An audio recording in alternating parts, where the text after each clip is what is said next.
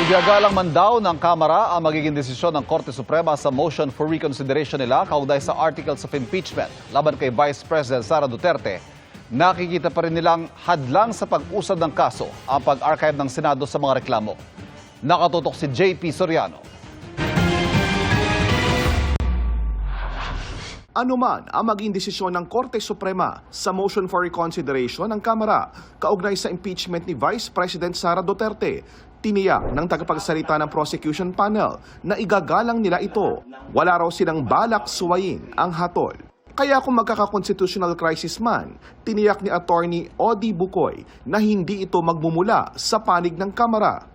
Sa 19 na bumoto to archive, ilan doon ang, more or less, ang majority noon sinabi, susunod tayo sa Supreme Court. Kung sabihin ng Supreme Court, bumaliktad sila, sabihin, sige, ituloy yan. Meron hong pwede magbago boto niyan eh. So, pag ganun ho, wala tayong problema. Trial forthwith tayo. Ang problema, kung paninindigan nila yung kanilang boto na i-archive yan, wag nang ituloy yan, doon tayo may crisis. Sabi ni Bukoy, ang pag-archive sa articles of impeachment ang posibleng mismong maging hadlang para hindi matuloy ang impeachment trial laban sa pangalawang Pangulo.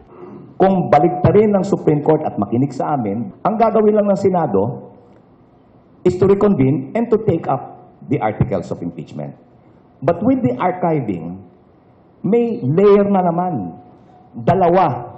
Una, kinakailangan may magmosyon sa mga senador to revive or to take it out of archive. The motion is not enough. Kinakailangan pagbotohan. Kung bumoto sila na hindi, to reject, saan na tayo pupulutin? Kangkungan? Sinagot din ng House Prosecution Panel ang tanong ni Senate President Chis Escudero nang ipaliwanag nito ang kanyang boto para i-archive ang articles of impeachment.